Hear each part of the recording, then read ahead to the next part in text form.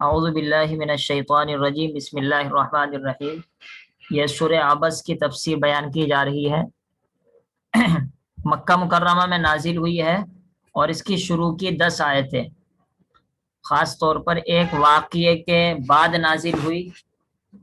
یہ واقعہ میں زبانی بھی بیان کر سکتا تھا، لیکن میں نے مناسب یہ سمجھا کہ آپ کے سامنے یہ آ جائے لکھا ہوا، تاکہ اس میں مزہ بھی آتا ہے۔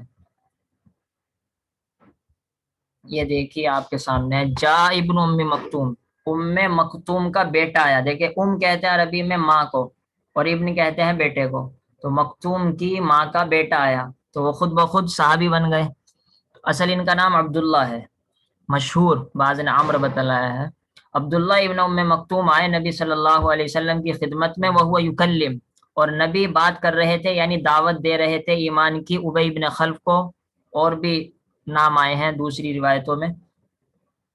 فَأَعْرَضَ عَنْهُ، تو آپ نے ان سے اعراض کیا، یعنی وہ عبداللہ ابن ام مکتوم سے، جو کہ نابینا تھے۔ یہ تو بہت مختصر سی نقل کی انہوں نے۔ چلیے آگے کوئی تفسیر میں کسی حدیث میں اور لمبی آئے گی۔ یہ آ گئی کہ وہ نبی صلی اللہ علیہ وسلم کے پاس آئے، اور آپ صلی اللہ علیہ وسلم کے پاس مشرکین کے بڑے بڑے لوگ بیٹھے ہوئے تھے۔ تو آپ صلی اللہ علیہ وسلم نے عبداللہ ابن ام مکتوم سے اعراض کیا، وَيُقْبِلُ عَلَى الْآخَرِ، اور انہی کافروں کی طرف متوجہ رہے۔ وہ کہتے ہیں اَتَرَىٰ بِمَا أَقُولُ بَأْسًا، اور آپ نے ان سے یہ بھی پوچھا کہ جو میں ان سے بات کر رہا ہوں اس میں کوئی حرج ہے؟ تو عبداللہ ابن ام مکتوم نے کہا نہیں۔ اور بھی بہت ساری روایتیں ہیں جس کا خلاصہ یہی نکلتا ہے کہ آپ صلی اللہ علیہ وسلم مشرکین کے سردار کو، مکے کے سرداروں کو بیٹھے ہوئے سمجھا رہے تھے جو کافر تھے۔ اتنے میں یہ صحابی آتے ہیں، یہ بہت پکے سچے صحابی ہیں، کوئی مسئلہ پوچھنے کے لیے آئے ہیں۔ آپ صلی اللہ علیہ وسلم نے ان کی طرف توجہ نہیں کی۔ کیوں نہیں کی؟ اس کی وجہ یہ تھی کہ جو مکے کے کافر ہیں وہ ہیں مشرک اور کافر، اور ظاہر سی بات ہے یہ بیماری ایسی ہے جیسے کہ کینسر کی سمجھ لیجیے آپ۔ اور عبداللہ ابن ام مکتوم صحابی ہیں، پکے سچے مسلمان ہیں، کوئی مسئلہ وقتی طور پر پیش آیا وہ پوچھنے کے لیے آئے، تو ان کی بیماری ایسی ہوئی جیسے کہ نزلے کی بیماری۔ تو ایک عام آدمی جو عقل مند ہوگا یہی فیصلہ کرے گا کہ کینسر کے مریض کو پہلے دیکھ لیا جائے اور نزلے کے بیمار کو بعد میں دیکھ لیا جائے گا۔ اس وجہ سے آپ صلی اللہ علیہ وسلم نے ان کی طرف توجہ نہیں فرمائی وقتی طور پر، اور کافروں کو سمجھاتے رہے۔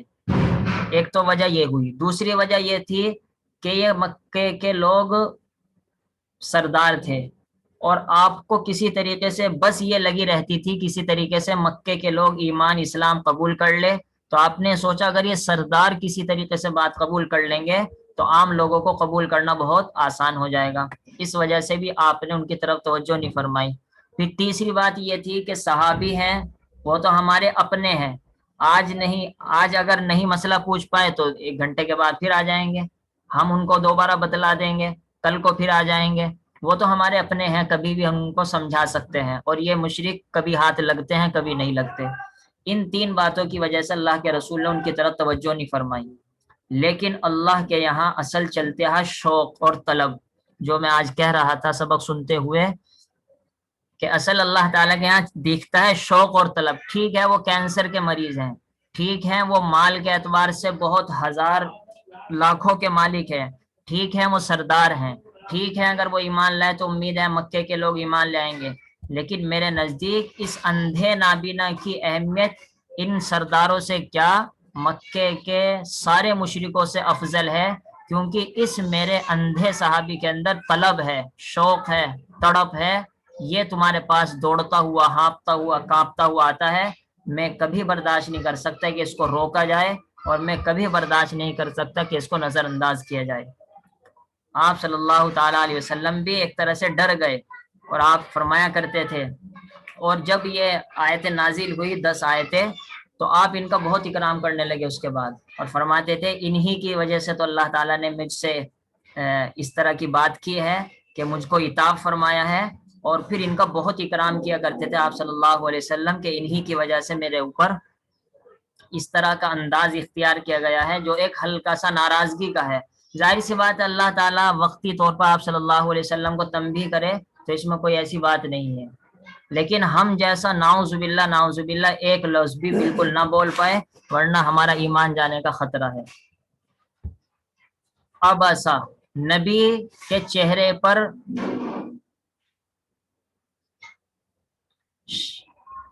نبی کا چہرہ بن گیا، وتولا، اور نبی نے چہرہ پھیر لیا، رخ توجہ نہیں کی. کس سے؟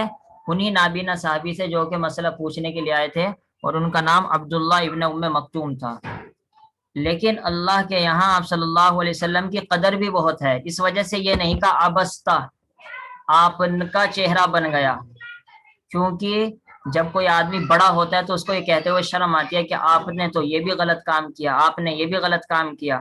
بلکہ آدمی کیا کہتا ہے کہ ایک کام تو یہ غلط ہوا، ایک کام یہ غلط ہوا، اس کی ہمت نہیں ہوتی یہ کہے کہ آپ نے غلط کام کیا. اسی وجہ سے اللہ تعالیٰ کے یہاں آپ صلی اللہ علیہ وسلم کا بہت زیادہ مقام ہے. اس وجہ سے اللہ تعالیٰ نے آپ کی ادب کی وجہ سے یہ نہیں کہا ابستا، کہ نبی آپ نے چہرہ بنا لیا، بلکہ کہا ابسا، ان کا چہرہ بن گیا. جیسا کہ کوئی ایک عام آدمی ہے، گویا کہ ہم کو آپ سے اتنی محبت ہے کہ ہم ڈائریکٹ آپ سے سیکنڈ پرسن کے ذریعے سے بات نہیں کریں گے، تھرڈ پرسن بنا کر بات کرتے ہیں. اب ایسا چہرہ بنا لیا، وتولا، اور رخ پھیر لیا. کس وجہ سے؟ اس وجہ سے کہ ایک نابینا آیا ہے. الاعمى، صحابی کو اندھے سے تعبیر کیا ہے. یہاں پر بہت اہم باتیں ہیں. ایک تو صحابی کو لفظ اعمى، اندھا، اس وجہ سے کہا گیا تاکہ ان کا اشارہ ہو جائے، ورنہ کوئی کہہ سکتا ہے کہ جب آپ صلی اللہ علیہ وسلم ان کو بیٹھے ہوئے سمجھا رہے تھے تو ان صحابی کو خود ہی بیچ میں نہیں بولنا چاہیے تھا. تو اس کا جواب دے کہ بھائی یہ نابینا تھے، اس وجہ سے انہوں نے بیچ میں بات کی ہے. تو صحابی کو لفظ اعمى سے بیان کر کے اس طرف اشارہ ہے تاکہ ان کا عذر بیان کر دیا جائے. نمبر 2، اس طرف اشارہ ہے کہ اللہ تعالیٰ کے یہاں اصل شوق اور طلب چلتا ہے. یہ نہیں اگر کوئی اندھا ہے، کانا ہے، لنگڑا ہے، وہ اللہ کے یہاں مردود ہو جائے گا، بلکہ اصل اللہ تعالیٰ کے یہاں وہ چلتا ہے جو کہ شوق اور طلب رکھتا ہو. اسی وجہ سے مسلم شریف میں آتا ہے ان اللہ لا ينظر الى صورکم ولکن ينظر الى قلوبکم واعمالکم، الى صورکم واعمالکم ولکن ينظر الى قلوبکم واعمالکم، کہ اللہ تعالیٰ تمہاری شکلوں کو، تمہارے مال کو نہیں دیکھتے، لیکن اللہ تعالیٰ تمہارے دلوں کو، تمہارے اعمال کو دیکھتے ہیں. تو علامہ کہنے میں اس طرف اشارہ ہے، ورنہ آپ کو یہ محسوس ہو رہا ہوگا کہ بار بار اندھا اندھا کا لفظ کیوں آ رہا ہے. پھر آپ صلی اللہ علیہ وسلم کی بھی صفائی بیان کی اللہ تعالیٰ نے. وما یدریک، کیا آپ کو کیا معلوم، یعنی حقیقت یہ ہے کہ آپ کو معلوم نہیں کہ یہ مکے کے کافر تو ایمان قبول نہیں کریں گے، اور یہ بیچارہ اندھا اتنے شوق اور طلب سے آیا ہے، آپ کو یہ معلوم نہیں تھا، اس وجہ سے آپ نے بے توجہی برتی. وما یدریک، آپ کو کیا معلوم، ممکن ہے کہ وہ سدھر جائے، سنور جائے. تو اس سے معلوم ہوا کہ آپ کو حقیقت معلوم نہیں تھی، اس وجہ سے آپ نے اس طرح توجہ نہیں فرمائی. اب ہم جتنے بھی لوگ ہیں، ہم بھی قرآن پڑھنے والے ہیں، سیکھنے والے ہیں. اب ہم کو یہ جو ان عبداللہ ابن ام مکتوم کی باتیں اس صورت میں بیان کی گئی ہے، یہ ہم کو اپنے اندر پیدا کرنی چاہیے. نمبر 1، یزکا، شاید کہ وہ سدھر جائے. تو قرآن پڑھنے والے، حدیث پڑھنے والے، دین کا علم حاصل کرنے والے کی نیت یہ ہونی چاہیے کہ وہ سدھر جائے. اللہ نے ان کے بارے میں یہی بات بتلائی. نمبر 2، یذکر، نصیحت قبول کرے. یہ نہیں صرف نالج بڑھانی ہو، یہ نہیں کہ بس صرف سننا ہو، یہ نہیں کہ بس آدمی وقت گزار رہا ہو، بلکہ اس کو نصیحت کو قبول کرے. اور آپ کو معلوم ہے قبول کرنا کہتے ہیں دل سے قبول کرنا، ورنہ خالی سننے کو قبول کرنا نہیں کہا جاتا. اگر وہ نصیحت قبول کر لیتے ہیں یا سدھر جاتے ہیں تو ان کو فائدہ دیتی ہے. اسی طریقے سے اس میں استاد کے لیے، ٹیچر کے لیے بھی نصیحت ہے کہ جو شوقین طالب علم ہو اس کی طرف توجہ کرے، چاہے وہ نابینا ہو، چاہے وہ لنگڑا ہو، چاہے وہ غریب ہو، چاہے وہ کچھ بھی ہو. اصل شوق دیکھا جاتا ہے اللہ تعالیٰ کے یہاں، حالت اور ظاہرت نہیں دیکھی جاتی. اور ٹیچر کو چاہیے اس نیت سے دوسروں کو سمجھائے کہ تاکہ سامنے والا یزکا، سنور جائے یا نصیحت قبول کر لے، تو آپ کی نصیحت کا فائدہ ہو جائے گا. اور رہا وہ آدمی، ابو جہل تھے، یا عقبہ ابن ابی معیط تھے یا ابی ابن خلف، جو بڑے بڑے مکے کے کافر تھے، وہ تو بے نیازی برتتے تھے، وہ ایمان قبول کرتے نہیں تھے۔ اگر ان کو ایمان قبول کرنا ہوتا تو اب تک ان کو بہت سے موقع ملے تھے، وہ قبول کر لیتے، لیکن انہوں نے قبول نہیں کیا۔ تو اللہ تعالیٰ ان کے بارے میں فرماتے رہا جو بے نیازی برتتا ہے، یہ مکے کے کافر جو آپ کی مجلس میں بیٹھے ہیں اور غریب صحابہ کا مذاق اڑاتے ہیں، آپ ان کے پیچھے پڑتے ہیں۔ فَأَنْتَ لَهُ تَصَدَّى، تعجب ہے اس پر کہ جو کینسر کے مریض ہیں ٹھیک ہے، لیکن جب علاج کرانا نہیں چاہتے ان کے گھر جاتے کیوں ہوں؟ تو اگر دو مریض ایسے ٹکرائیں، ایک چاہتا ہے ایک نہیں چاہتا، تو اگرچہ جو نہیں چاہ رہا ہے وہ بڑا بیمار ہو اور جو چاہ رہا ہے وہ چھوٹا بیمار ہو، تو شریعت کا تقاضا یہ ہے، قرآن کی تعلیم اور قرآن کی نصیحت یہ ہے کہ چھوٹے مریض کو دیکھا جائے کیونکہ وہ چاہ رہا ہے۔ مریض کا مطلب یہ نہیں حقیقت میں اگر ایسا ہو، مریض کا مطلب ہے ایمان کے اعتبار سے مریض، دینی مریض، ورنہ تو اگر آپ کا کلینک ہے اور آپ ڈاکٹر ہیں پھر تو آپ ظاہر سی بات ہے بڑے مریض کو دیکھے اگرچہ وہ چاہ نہ رہا ہو۔ یہ دین کی بات چل رہی ہے، ویسی بات نہیں چل رہی ہے۔ فَأَنْتَ لَهُ تَصَدَّى، تو آپ اس کے پیچھے پڑتے ہیں۔ معلوم ہوا ایسے کہ پیچھے نہ پڑنا چاہیے، بلکہ یعنی تبلیغ اس کو کی جائے گی، کیونکہ تبلیغ تو آپ کو پچھلی صورت میں پڑھ چکے ہیں کہ اللہ تعالیٰ نے فرمایا تھا اذهب الى فرعون انه طغى، موسیٰ فرعون کے پاس جاؤ کیونکہ وہ بڑا سرکش ہے۔ تو فرعون بھی بالکل بے نیازی برتتا تھا، بات مان کر نہیں دیتا تھا۔ تو ایسے لوگوں کو تبلیغ کی جائے گی، لیکن جب ان کا مقابلہ ہوگا شوق والے سے تو شوق والے کو بڑھاوا دیا جائے گا۔ وما علیک اللہ یزکا، حالانکہ آپ کے اوپر کوئی ذمہ داری تو ہے نہیں کہ وہ نہ سدھرے، کہ وہ سدھر جائے۔ یہ ترجمہ کریں گے تو تفسیر زیادہ سمجھ میں آئے گی۔ یعنی ہم نے آپ کو یہ کب کہا ہے کہ مکے کے سارے کافروں کو مسلمان بنا کر چھوڑنا ہے؟ اگر یہ آپ کی ذمہ داری ہو چلو ٹھیک ہے آپ ان کی فکر کریں، یہ تو ہم نے آپ کو ذمہ داری نہیں دی۔ اس سے معلوم ہوا تبلیغ کرنے والا استاذ، قرآن پڑھانے والا، حدیث پڑھانے والا، اس کو اصل پہنچانا ہے، اور جو شوق سے پڑھتے ہیں ان کی رعایت کرنی ہے۔ باقی کہ وہ ہر پڑھنے والے کے دل میں بات اتار دے، چاہے وہ پڑھنے بھی نہ آتا ہو اور چاہے وہ بات سنتا بھی نہ ہو اور وہ توجہ بھی نہ کرتا ہو، یہ استاد کی ذمہ داری نہیں، اور تبلیغ کرنے والے کی بھی یہ ذمہ داری نہیں ہے کہ ساری دنیا کے لوگوں کو نمازی بنا دے، مسلمان بنا دے۔ ہاں تبلیغ کی جائے گی، لیکن آپ کے اوپر یہ ذمہ داری ہے نہیں، ذمہ داری پہنچانے کی ہے، پہنچائیے، باقی اللہ تعالیٰ وہ خود دیکھیں گے کس کو ہدایت دینی ہے کس کو نہیں۔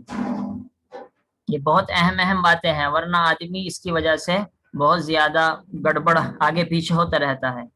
پھر اللہ تعالیٰ نے دوبارہ انہی صحابی کا تذکرہ کیا، عبداللہ ابن مکتوم رضی اللہ تعالیٰ عنہ، کہ جن کی وجہ سے ہمیں اتنی پاکیزہ آیتیں ملی اور اتنی بڑی بڑی نصیحتیں ہم کو حاصل ہوئی۔ اگر یہ واقعہ پیش نہ آتا تو ہم کو کہاں یہ باتیں ملتی۔ اور آپ صلی اللہ علیہ وسلم جب ان کا اکرام کیا کرتے تھے تو ہمارے تو یہ سر کے تاج بن گئے ہیں۔ وَأَمَّا مَنْ جَاءَكَ يَسْعَىٰ، دیکھیے اللہ تعالیٰ نے فرمایا جاءَكَ، جو آپ کے پاس آئے۔ اس سے معلوم ہوتا ہے کہ علم حاصل کرنے والا استاد کے پاس، عالم کے پاس سیکھنے کے لیے جائے۔ جاءَكَ کے اندر اس طرح اشارہ ہے، وہ آدمی جو کہ آپ کے پاس آیا۔ تو اصل علم حاصل کرنے کا طریقہ یہ ہے کہ آدمی جس سے علم حاصل کر رہا ہے اس کے پاس جائے، یعنی اس کے تابع بنے، اس کو اپنا تابع نہ بنائے۔ اس سے یہ نصیحت ملتی ہے، اور یہ نصیحتیں میں آپ کو وہاں بھی بتلا چکا ہوں، جب سورہ کہف چل رہی تھی وہاں پر حضرت موسیٰ حضرت خضر کا واقعہ چل رہا تھا۔ دیکھیے قرآن حدیث کا علم ہے وہ تو اس میں تو یہ سب باتیں نظر انداز نہیں کی جا سکتی۔ یسعیٰ، طالب علم کو، اسٹوڈینٹ کو دوسری نصیحت یہ ہے یسعیٰ، دوڑتے ہوئے جائے۔ دوڑنے کا مطلب یہ نہیں ہے کہ مدرسہ 8 بجے کا اور 5 منٹ پہلے گھر سے باہر نکلے، دوڑتا ہانپتا کانپتا مدرسے میں پہنچے، یہ ٹیچر کے پاس، اسٹوڈینٹ اور پڑھانے والے کے پاس پہنچے، یہ مطلب نہیں۔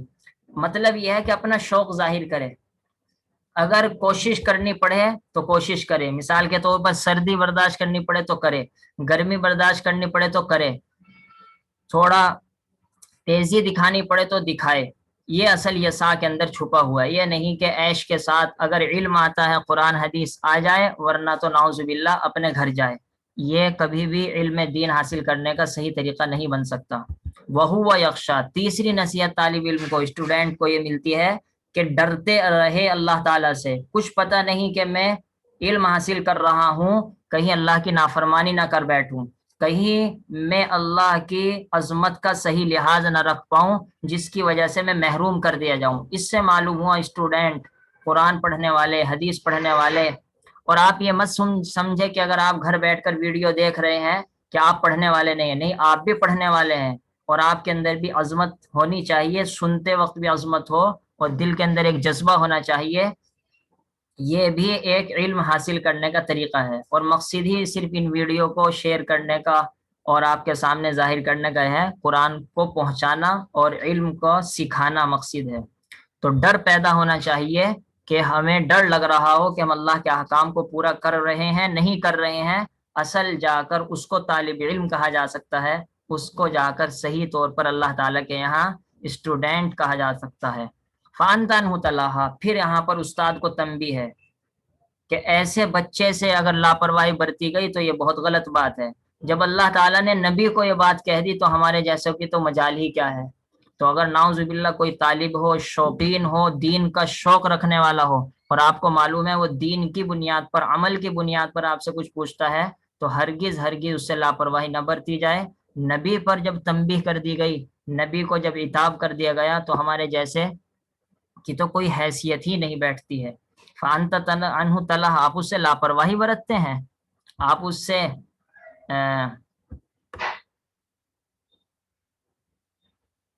اعراض کرتے ہیں، ہرگز نہیں۔ کلا، بالکل ایسا نہ کیجیے۔ آپ کو معلوم ہے کلا کے اندر ہلکی سی ڈانٹ سی ہوتی ہے، تنبیہ ہوتی ہے، ایسا کرنے سے روکا جاتا ہے۔ اس وجہ سے آپ صلی اللہ علیہ وسلم کو ان سے روکا گیا، ان باتوں سے روکا گیا کہ اب اس کا دھیان دیجئے جو آپ کے شوقین صحابہ ہیں، اگرچہ وہ چھوٹی بات پوچھنے کے لیے آئیں، اگرچہ اس وقت مکے کے کافری آپ کے سامنے کیوں نہ بیٹھے ہوں۔ تو یہاں پر بہت اس صورت کو غور سے پڑھنے کی ضرورت ہے، اور پڑھانے والے میں بھی کے لیے اس میں بہت نصیحتیں ہیں، پڑھنے والے کے لیے بھی نصیحت ہے، اور سب کا مدار یہ ہے کہ اصل اللہ تعالیٰ سے جس کا تعلق ہوگا اس کو معیار بنایا جائے گا۔ شوق اور طلب بھی اللہ تعالیٰ کی بنیاد پر ہونا چاہیے، یہ نہیں کہ میں نمبر 1 آ جاؤں، میرے نمبر زیادہ آ جائے، یہ شوق تو دنیا والا شوق ہوا۔ اصل اللہ کے لیے کہ اللہ مجھ سے کیا چاہتا ہے، بس یہ میرے اندر شوق ہے، اس کو میں پورا کر کے چھوڑوں گا۔ یہ شوق جو ہوتا ہے اس کی اللہ تعالیٰ کے یہاں بڑی قدر ہے۔ ذرا آپ دیکھیے، ایک صحابی ہے، نابینا ہے، تذکرہ بھی نہ آتا قرآن میں، کون پوچھنے والا تھا، کون یاد کرنے والے تھا، لیکن علم کے شوق میں، دین کے شوق کی وجہ سے اللہ تعالیٰ نے ان کے نام پر یہ 10 آیتیں اتار دی، بلکہ آگے بھی اسی سے ملتی جلتی آیتیں ہیں، اور باقاعدہ آپ صلی اللہ علیہ وسلم کو بھی ایک دوسرے طریقے سے انداز سے خطاب فرمایا۔ تو اللہ تعالیٰ مجھے بھی اور آپ کو بھی دین کا سچا طالب علم اور شوق کے ساتھ علم حاصل کرنے والا بنائے۔ سبحان اللہ بحمدہ، سبحانک اللہم بحمدک، نشہد ان لا الہ الا انت، نستغفرک ونتوب الیک۔ سبحان ربک رب العزۃ عما یصفون، وسلام علی المرسلین، والحمد للہ رب العالمین۔ اللہم صلی علی سیدنا مولانا محمد وعلی آل سیدنا مولانا محمد وبارک وسلم۔ السلام